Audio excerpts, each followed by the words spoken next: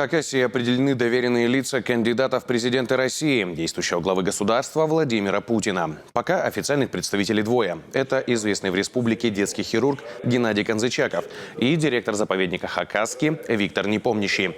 Удостоверение им вручил руководитель регионального избирательного штаба Денис Кабанов. Всего по стране у действующего главы государства 346 доверенных лиц. На выборы Владимир Путин идет как самовыдвиженец. Сейчас продолжается сбор подписей в его поддержку.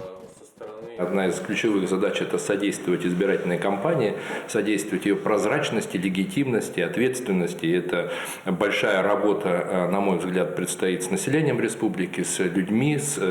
Ни один гражданин, ни один житель республики не должен остаться незамеченным, его обращения. У нас на самом деле функции такие прямо очень ответственные.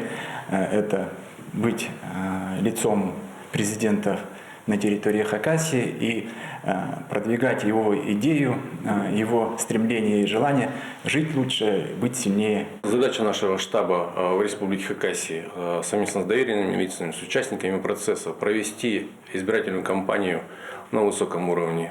Безусловно, основным и главным направлением будет легитимность.